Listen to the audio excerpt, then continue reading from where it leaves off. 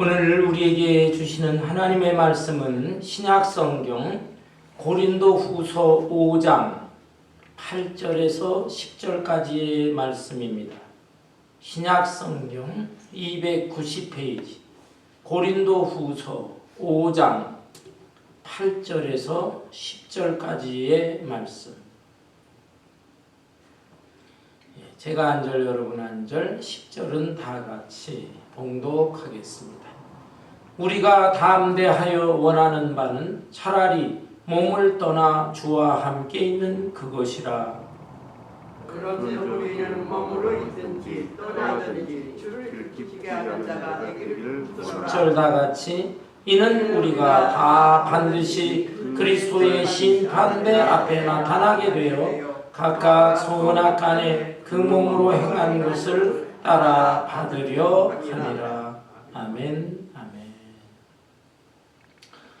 사람은 누구나 마음속에 소원을 가지고 있습니다. 어린이는 어린이대로, 젊은이는 젊은이들대로, 연세가 많으시는 노인들은 또 노인들대로 나름대로의 소원을 가지고 있습니다. 연세 드신 노인분들 무슨 소원이 있을까를 생각해 봅니다. 몇 년 전에 유행하던 말 중에 9988234라는 말이 있었습니다. 무슨 뜻인가 했어요. 그런데 99세까지 팔팔하게 살다가 2, 3일 아프고 사자는 죽을 사자라는 것이죠. 그리고 죽었으면 좋겠다. 이것이 많은 노인들의 소원이었다고 합니다. 그런데 근래에는 이런 말하면 썩 좋아하지를 않는다고 해요.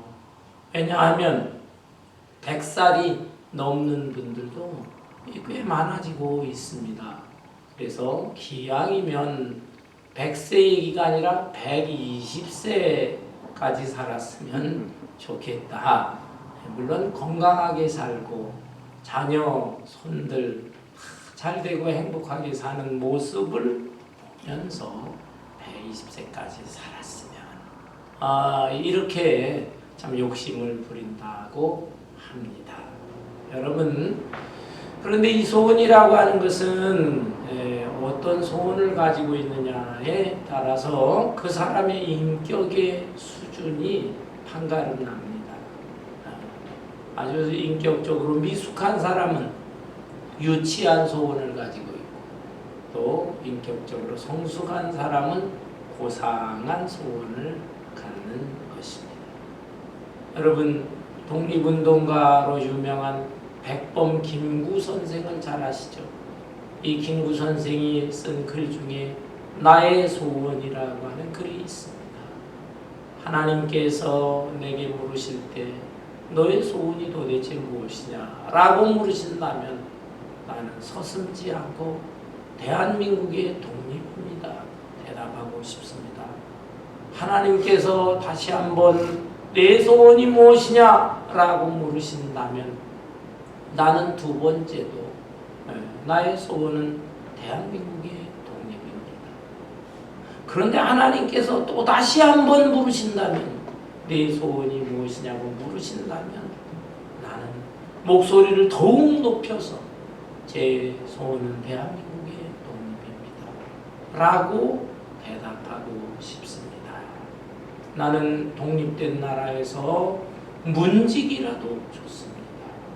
왜냐하면 빼앗긴 나라에서 부귀영화를 사는 것보다는 독립된 나라에서 자주군 국가에서 빈천한 그런 모습으로 살더라도 나는 그것을 좋아하고 행복하게 생각합니다. 이런 글을 썼어요. 나의 소원이라고 하는 글을 읽으면요, 마음이 얼마나 뜨거워지는지 모릅니다. 그래서 이 백범 김구 선생을 많은 한민족들이 존경하는 것입니다. 여러분, 그렇다면 우리 예수 믿는 그리스도인들은 어떤 소원을 가져야만 할까요? 오늘 이 본문 말씀의 내용은 바울 사도가 고린도 교회 성도들에게 보낸 편지 내용의 일부인 것이죠. 그런데 이 내용을 보면 바울 사도가 정말로 원하는 소원, 간절한 소원, 그리고 또 궁극적인 소원, 영원한 소원, 이 소원이 잘 고백되어 있습니다. 바울 사도는 먼저 자기는 주님과 함께 있고 싶다, 이런 소원을 가지고 있었습니다. 여러분, 여기 8절에 보니까 우리가 담대하여 원하는 바는 차라리 몸을 떠나 주와 함께 있는 그것이라. 여기 몸을 떠나라고 하는 표현이 나오고 있어요. 이게 무슨 뜻입니까? 몸을 떠나서 죽음을 의미하는 것이죠. 자기는 죽어서 주님과 함께 있고 싶다. 이것이 나의 간절한 소원이다.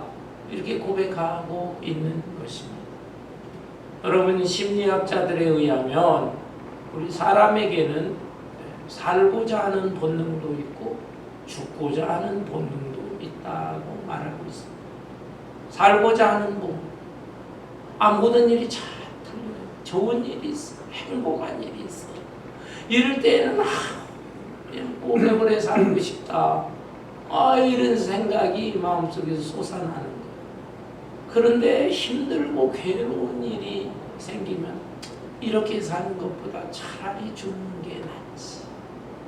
옛날 참 과거 벌써 몇십 년 전이죠. 한국에서 시내버스가 돌아다닐 때 안내양들이 얼마나 고생합니까? 사람들을 태울 때도 연약한 여자의 몸으로 그냥 많은 버스 막 그 연약한 몸으로 밀어 올려요. 또 내릴 때에는 자기가 먼저 내려서 한 사람 한 사람 다 사고 나지 않도록 그렇게 내리고. 그런데 그 시내버스 노선 중에 청량리 중량교 가는 버스가 있어요. 그 버스를 안내양 너무 힘들고 지치니까 반쯤 졸면서 우물우물 얘기하는데 청량리 중량교 가요 하는 그 목소리가 사람들에게는 차라리 죽는 게 나아요. 차라리 죽는 게 그렇게 들렸다고 하는 얘기가 전해지고 있습니다. 그만큼 힘들 때, 정말 괴로운 일이 계속 생겨날 때는 차라리 죽는 게 낫지, 이런 생각이 들 때가 있습니다. 예수 믿는 크리스찬들도 그런 생각을 하는 것입니다. 구약 성경에 나오는 엘리야 선지자 보세요. 당시 이스라엘의 아주 악한 아방, 그의 부인 이세벨 왕비의 엄청난 핍박을 받고, 그래서 피신합니다. 이리저리 도망치다가 한 번은 로뎀나무 아래에서 쉬고 있는데 너무 자기 심정이 괴로운 것이에요. 육신도 고달픈 것이에요. 그래서 하나님 앞에 기도하기를, 하나님, 제 목숨을 거두어 가십시오. 이렇게 사는 차라리 죽는 게 낫습니다. 그러면서 자기 목숨을 빨리 하나님께서 직접 거두어 가시라고 부르짖는 내용이 나옵니다. 물론 하나님께서 엘리야를 더 쓰시기를 원하셨기 때문에 천사를 통해서 먹을 것도 주시고 또 잠도 재워주시고 다시 기운이 나게 하셔서 호렙산 동굴로 피신하게 하고, 거기에서 하나님이 그 세미한 음성을 들려주십니다. 그러면서 엘리야가 다시 새 힘을 얻고 용기를 얻어서 남은 사명을 감당하게 됩니다. 자기는 죽고 싶다 그랬지만 하나님께서는 오히려 역설적으로 엘리야 선지자는 죽지 않았어요. 창세기에 나오는 에녹 선지자와 함께 엘리야 선지자는 죽음을 보지 않고 하늘로 들림을 받았던 사람입니다.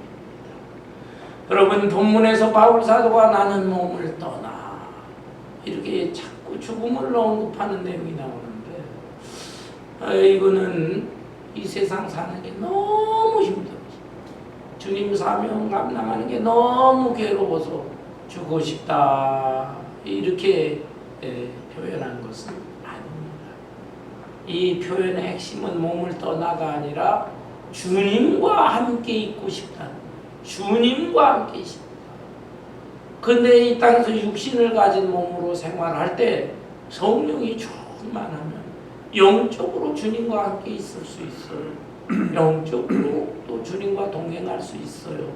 그렇지만 바울 사도는 더 간절하게 주님과 함께 있고 싶은 게 너무너무 간절해서 차라리 나는 몸을 떠나 주님과 얼굴과 얼굴을 맞대며 보면서 그렇게 영원히 함께 하고 싶습니다. 고백하고 있는 것입니다. 여러분, 저희 가정 얘기를 해서 조금 죄송합니다만은 어제 제 큰아들이 결혼을 했습니다. 저 북가주에 있는 산호세에 있는 교회에서 했는데 그 신부 쪽에 가정이 다 목사님 가정이라고 했어요. 선교사로 한평생 헌신하고 은퇴하신 목사님의 딸이고 또 남자 동생도 또 목사님이고 그래서 결혼 예식을 하는 데는 편했습니다. 동생 목사님이 사회고 또 아버지 목사님이 기도하시고 또 제가 이제 뭐 영어가 부족하지만 준비해서 하는 거니까 메시지 전하고 또 주례도 하고 이렇게 했습니다. 그런데 그 결혼 예식을 하는 그 모습을 볼 때 이 두 아이들이 너무 좋아하는 거예요. 만난 지 뭐 불과 2달여 정도 이렇게밖에 안 됐는데 내가 지시를 해야 되는데 지시하지도 않았는데 지들끼리 손 딱 잡고 있고 그 다음에 그 뭐 얼굴 눈 그 표정에서 좋아하는 마음이 그 요즘 말로 젊은 애들 말로 하트 뿅뿅 하트 뿅뿅 그 눈에서 막 그 좋아하는 모습이 나와요. 예식을 마치고 성전 마당에서 쭉 이렇게 피로연을 하는데 그때도 같이 그저부터 돌아다니면서 인사도 하고 즐거운 하는 모습을 보게 되었습니다. 몇몇 한국 분들이 참석을 했는데 그 중에 한 분이 야 그렇게도 좋냐? 너 앞으로 살아봐라 하면서 그렇게 농담도 하고 분위기도 띄우는 모습을 보았습니다. 여러분 이렇게 젊은 사람들 신랑 신부들 함께 있는 것이 그렇게 좋은데 우리는 주님의 신부예요. 영적으로 말하면 예수님이 신랑이고 우리는 남자든 여자든 우리 성도들은 다 신부인 것입니다. 우리가 정말 주님과 함께 그렇게 거하고 싶은가? 정말로 함께 있고 싶은가? 여러분 자신을 살펴보시길 바랍니다. 정말 나는 주님과 함께 있고 영원히 함께 거하고 싶다. 이런 마음이 진실이라고 한다면 예배드리는 일, 말씀을 사모하고 기도하는 일, 죄 사역을 위해서 헌신하는 일, 이런 일들이 정말로 마음속에 기쁘고 감사하고 감격한 것입니다. 바울 사도는 이런 차원에서 내가 주와 함께 있고 싶다. 몸을 떠나서라도 영원히 주님과 함께 있고 싶다. 이렇게 자기의 소원을 고백한 것입니다. 두 번째로 바울 사도는 무슨 소원을 고백하고 있습니까? 여기 9절에 보니까 그런지 우리는 몸으로 있든지 떠나든지 주를 기쁘시게 하는 자가 되기를 힘쓰노라. 두 번째 소원은 주님을 기쁘시게 하는 사람이 되고 싶다라고 하는 것입니다. 여러분, 이 기쁨에는 두 가지 종류의 기쁨이 있어요. 하나는 쾌락이라고 하는 것이고 또 하나는 희락이라고 하는 것입니다. 쾌락, 영어로는 뭐 보통 플레저, 또 희락은 기쁨, joy 이렇게 표현을 합니다만은 쾌락이라고 하는 기쁨, 이것은 동물적인 본능을 채워졌을 때 기쁜 것입니다. 동물은 어떤 존재예요? 그저 먹을 거 많이 주면 그거 좋아합니다. 또 자기 귀찮게 하지 않고 편하게 잠자고 싶을 때 잠자고 놀고 싶을 때 놀고 마음껏 뛰놀게 하고 그러면은 동물들은 너무너무 편하고 좋아하고 기뻐하는 것입니다. 그런데 사람 중에도 보면은 이 동물적인 본능 이것으로만 기뻐하는 사람들이 너무 많아요. 그저 먹을 거 맛있는 거 먹고 그저 어디 놀러 갈 때 재밌는 데 놀러 가고 또 그저 편안하게 쉴 곳 있으면은 그거 쉬고 다른 사람 간섭받는 거 귀찮게 하는 거 싫어하고 나는 너무너무 좋아 나는 너무너무 행복해 라고 동물적인 본능의 수준을 넘지 못하는 거예요. 그러나 우리 인간도 동물적인 요소가 있어요. 육신을 가진 존재이기도 해요. 그래서 이것을 무시할 수는 없습니다. 그런데 이 차원에만 머물러서는 안 된다. 이 쾌락적 차원을 넘어서는 수준 높은 기쁨 그것이 있어야 합니다. 그것이 바로 희락이에요. 희락이라고 하는 거 영어로 joy라고 하는데 이 joy에 대해서 이렇게 설명하는 분들이 있어요. 선교단체 중에 joy 선교단체가 있거든요. joy의 J자는 Jesus. 두 번째 글자 O라고 하는 것은 others. 그리고 Y는 yourself. 그래서 우리의 인생과는 무엇이냐? 첫째는 예수 그리스도다. 주님을 위해서 살다. 둘째는 others. 이웃과 다른 사람을 배려하고 그들의 유익이 무엇인가를 생각하면서 살다. 그리고 세 번째로 자기 자신을 위해서 산다. 조이 선교 단체의 하나의 미션 스테이트먼트 그렇게 되어 있습니다. 여러분 그렇습니다. 성경적이라 할 수 있어요. 너는 먼저 마음을 다하고 목숨을 다하고 뜻을 다하여 주 너의 하나님을 사랑하라. 이것이 첫째 되는 계명이요. 둘째는 또 이와 같으니 내 이웃을 내 몸처럼 사랑하라. 그렇게 하게 될 때 자기 자신도 기쁘게 되는 것이고 이러한 진정한 기쁨을 누리면서 살 때 그것이 또한 하나님을 기쁘게 하는 거죠. 야, 네가 내 뜻대로 사는구나. 우리 주님이 기뻐하신다. 이런 말씀입니다. 바울 사도의 이 소원이 우리 소원이 되어야 하겠어. 몸 떠나 있으나 살아도 주를 위하여 죽어도 주를 위하여 주님을 기쁘시게 하는 삶. 그것이 정말 우리 아름다운 소원이 되어야 할 것입니다. 아울러서 바울 사도의 세 번째 소원이 언급되어 있습니다. 10절에 보니까 이는 우리가 다 반드시 그리스도의 심판대 앞에 나타나게 되어 각각 선악간에 그 몸으로 행한 것을 따라 받으려 함이라. 그리스도의 심판대라고 하는 말입니다. 이 표현은 곧 바울 사도는 하늘의 상급을 받기를 원하는 이런 소원을 표하고 있는 것입니다. 본문은 이 고린도 교회에 보낸 편지인데요. 고린도라고 하는 도시는 옛날 그리스, 헬라의 한 도시로서 지금도 그리스의 한 도시, 큰 도시, 고린도라고 하는 도시가 있습니다. 그런데 이 고린도라고 하는 도시에는 정기적으로 열리는 운동 경기가 있었습니다. 그곳에서 멀지 않은 곳에 아테네 헬라의 수도, 지금도 그리스의 수도, 아테네에서 올림픽 경기가 열렸잖아요. 올림픽 경기와 비슷한 경기가 이 고린도라고 하는 이 도시에도 있었다.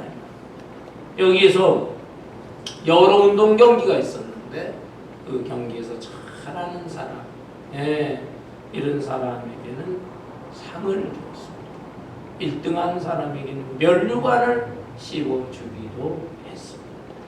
그 이후에 헬라가 무너지고 로마 제국이 들어섰잖아요. 로마 제국.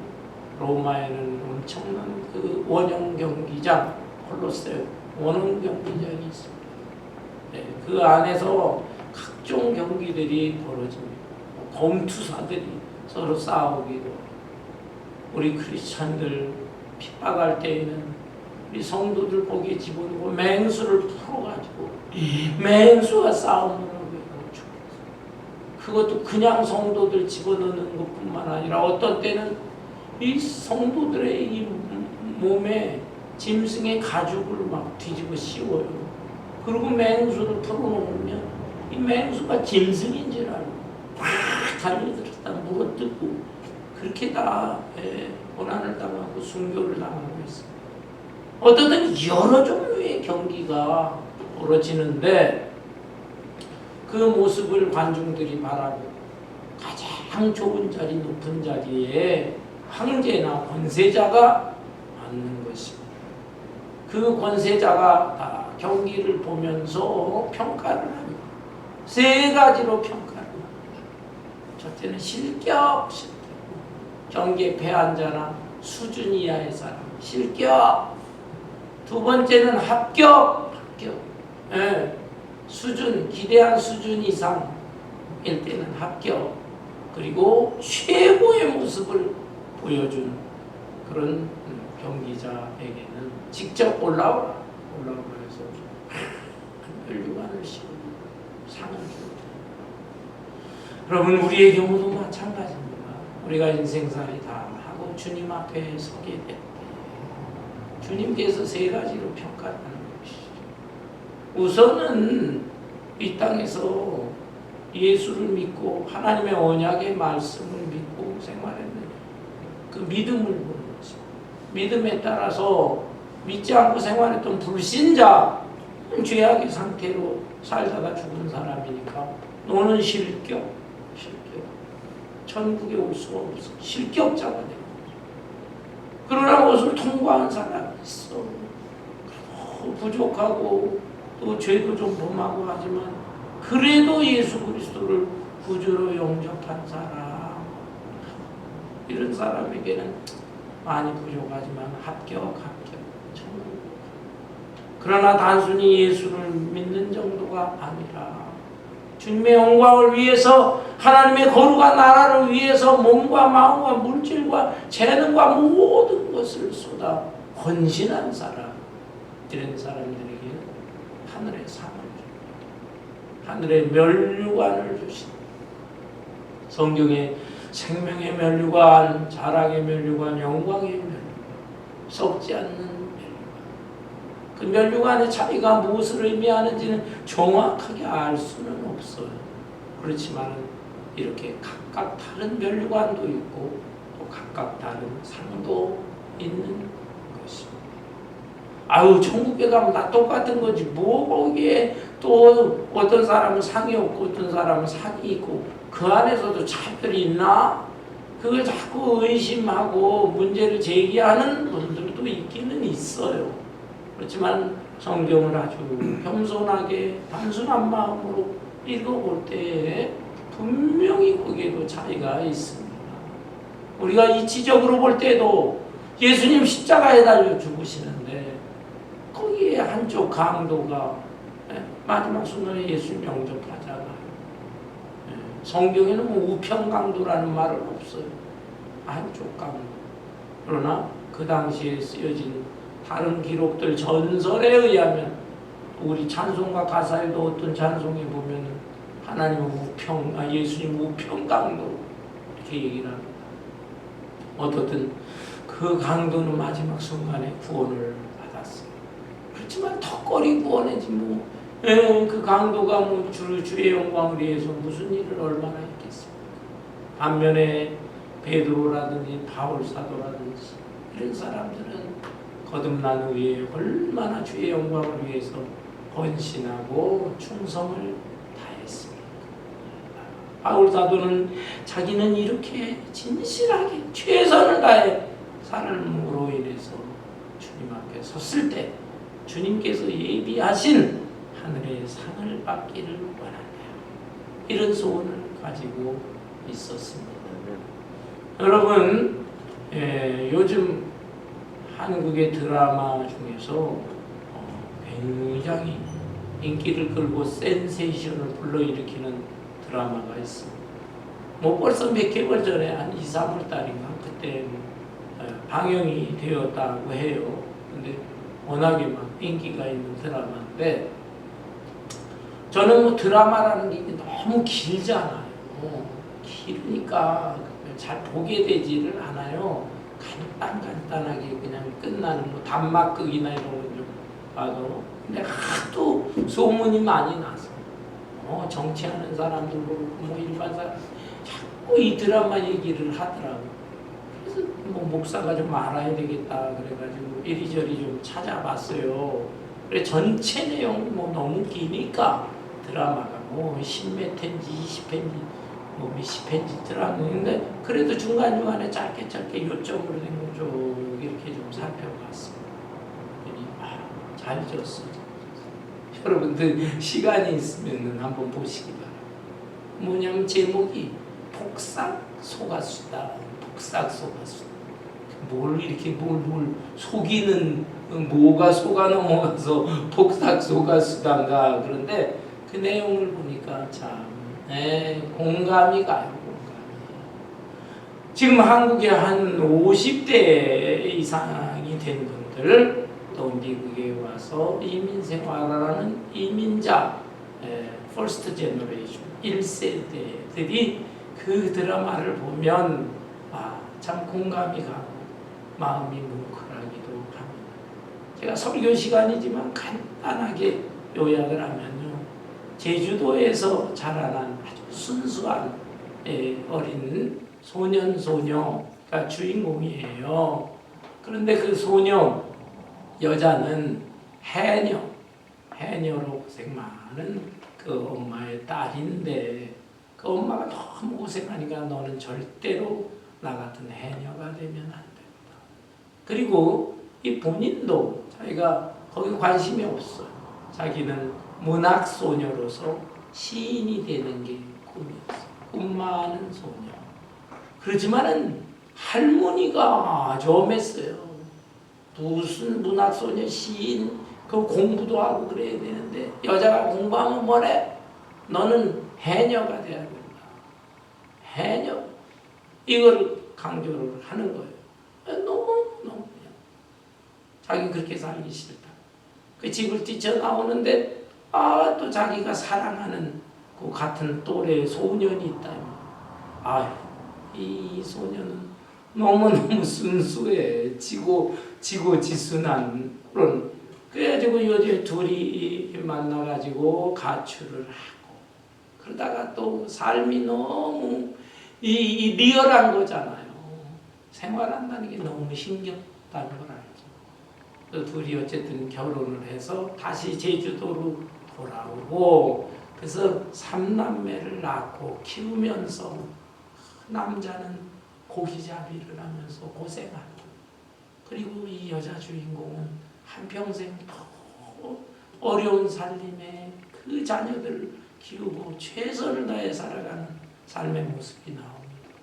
그러다 중간에 막내 아들이 그 어린아이가 자기가 일하러 간 사이에 사고를 당해서 또 죽어버리고 그 억장이 무너지는 아픔과 고통을 겪으면서 절규하고 그러면서도 두 부부가 마음을 앞에서 진실하게 일하고 그러다가 이제 딸이 좀 성공을 해요. 딸이 다 똑하고 공부도 하고 그 여자 주인공 역할한 그 배우가 이제 나중에는 딸의 역할을 지가 하더라고. 1인 2역으로. 그러면서 이제 진짜 주인공은 나이가 들어가고 하는데 이 딸이 아주 총명하고 뭐 해서 뭐 교수도 되고 뭐 나중에는 개인 사업가도 되고 돈도 벌고 그러면서 이제 부모를 좀 호강시켜 주려고 했지만 아버지가 이제 돌아갑니다. 50대 중반의 나이로 병에 걸려서 너무 고생 많이 하다가 아버지가 돌아가는데 참 안타깝더라고요. 그러면서 그 슬픔을 또 극복을 하고 여자 주인공, 예, 그 딸이 엄마 고생한 걸 알고 응원하고 도와주고, 그래서 이 엄마의 평생의 소원이 시인이 되는 것이, 엄마 지금 나이라도 시 써봐. 왜 시를 쭉 써가지고 한 권의 책으로 만든 그 제목이 폭삭 소가수다. 그리고 동네에 있는 노인들한테 글도 가르쳐주고 시를 쓰게 하는 법도 가르쳐주고. 근데 이 폭삭 소가수다라고 하는 말이 얼핏 겉으로 들으면은 한평생 인생 꿈을 가지고 살았는데 완전히 속았구나, 그런 느낌이 들잖아요, 일반 사람이 볼 때. 근데 그게 본 뜻이 아니에요.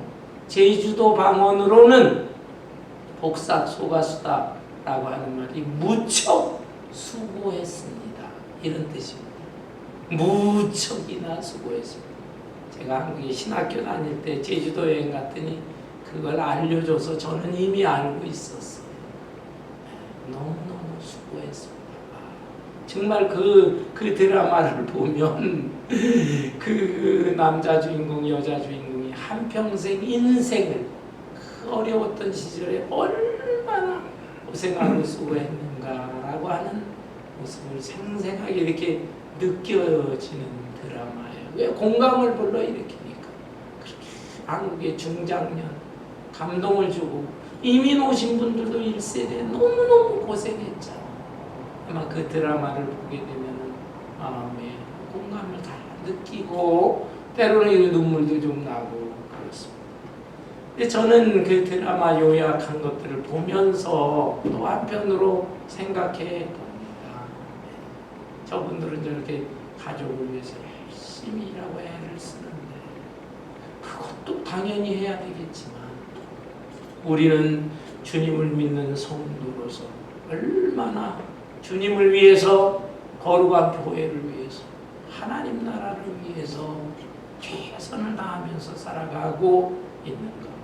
더욱이 이민을 온 우리들이 대부분이 작고 열악한 환경 속에서 세워진 주님의 교회를 섬길 때 얼마나 최선을 다해서 수고하고 헌신하는가. 그리고 주님 앞에 섰을 때 주님께서 폭삭 소가수다, 너 정말 폭삭 소가수, 너 너무나 수고했구나, 너무나 고생했구나, 네가 너무나 최선을 다했구나, 그런 인정을 받을 수 있을까, 그런 생각을 해보았습니다. 여러분 목회자로서, 그리고 일반 성도로서도 요즘 예수 믿기가 어려운 시대입니다. 고난과 핍박이 있어서가 아니에요.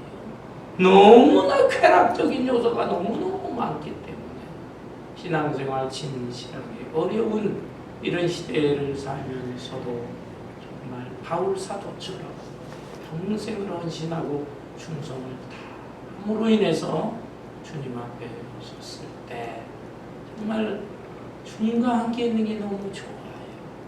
그리고 주님을 위해서 기쁘시게 하기 위해 살았지만 제가 얼마나 헌신을 했는지, 그리고 또 한편으로는 내가 주님께서 주시는 그 상을 바라보면서 열심히 달렸는데 그런 자격을 받을 수 있는 사람인지 모르겠습니다. 주님 앞에 그렇게 보고를 드릴 때 우리 주님께서 나는 너로 인해서 너무너무 기쁘고 행복하다, 그리고 너는 정말로 나의 거룩한 뜻을 위해서 폭삭 소가수다, 무척이나 수고하고 여기에 받고, 이런 인정과 칭찬을 받을 수 있는 저와 여러분 되시기를, 그것이 진정 우리의 소원이 될 수 있기를 주님의 이름으로 축원합니다. 아멘. 찬송